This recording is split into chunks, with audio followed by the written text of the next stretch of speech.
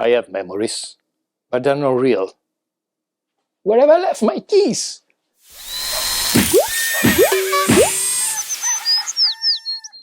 Hey, Danny here at the Geek Barn. Thanks for joining me today.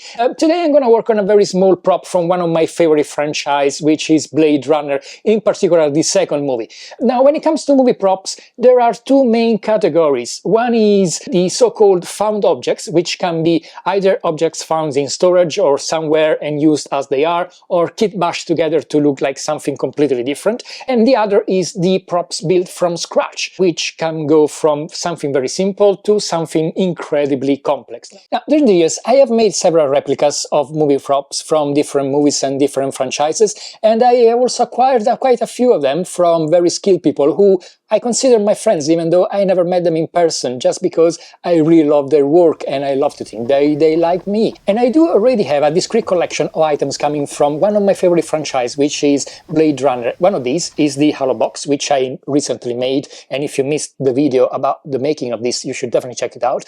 But there are also many other objects that I really like.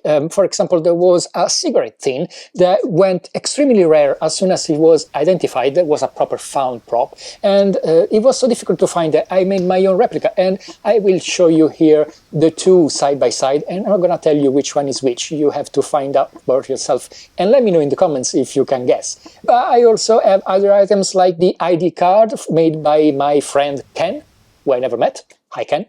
And the memory orb holder, which I made quite a few years ago and I'm very fond of because I got it signed by Sean Young herself. Now, the replica I'm making today is of a very little prop that hardly made it to the screen.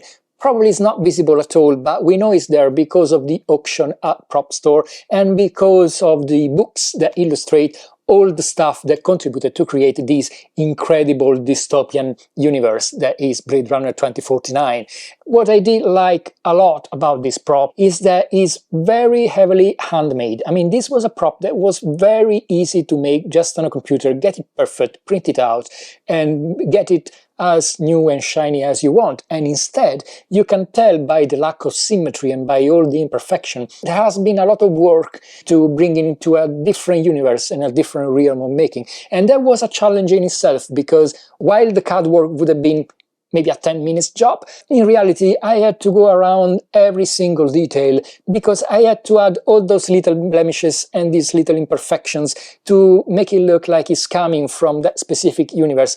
I mean, it drives me crazy and it fascinates me a lot, the fact someone would spend that time to make this prop look like it's been handmade, while they could have done it in a few minutes, considering that it's hardly visible in the movie, so there was probably no budget at all for it anyway.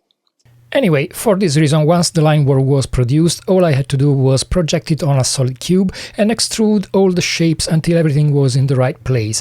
After that, I had to go bit by bit and add a bit of roundness and break all the shapes, more or less. I mean, I didn't go crazy about it, but it was just a matter of adding some human touch, so to speak.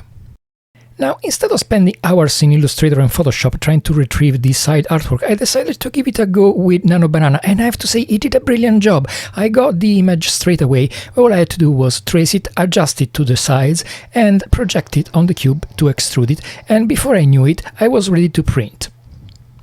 I know how some of you feel about AI, but some operations have always been very tedious, and I tell you something, if I could get Nano Banana to also remove the supports for me, I would be the happiest maker in the world. But thankfully this print was an easy one and it didn't take me long to remove all the supports, after which I could give it a good sand, and before I knew it I was ready for spray painting, which involved spraying some primer, and the final color, which is surprisingly similar actually, is a very light grey with a bit of a blue in it. Which is one more reason for me to love this prop, because the name of the color is Duck Egg and it always made me laugh. I definitely didn't want to embark in a very tedious masking job, so I decided to 3D print a set of stencil plates, and that really made the painting job very quick, except I had to take apart the airbrush completely and clean it up properly, because I didn't do it last time, because I'm lazy and sloppy and clumsy and... did I say lazy? Anyway, The color that I use is an extremely dark grey. It's basically almost black, but not quite. And after I was happy with the mix, it was time to try my plates, which snapped in place perfectly. It's moments like this that really make me realize how far we have come with technology and how it's enhancing and helping our craft. I mean, this painting job would have taken hours before, and now all I had to do was wait for an half an hour for the 3D print, and there you go, look at this. It's basically exactly what I wanted to achieve. It's not perfect, but it's not perfect just the way I wanted it to be. And the same goes for the front plate, which I had to reprint because I had a bit of an issue with the adjustments that I made to make it round. But after a few quick swaps, I was ready for the weathering.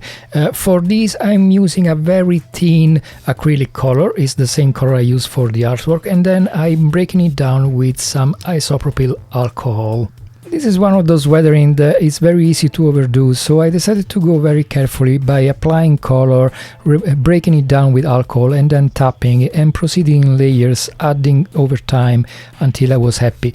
The front plate I just painted with a paintbrush, but because it had a bit of a metallic sheen, after that I brushed it with some graphite, and that gave it just that sort of metal and reflectiveness that you can see in here.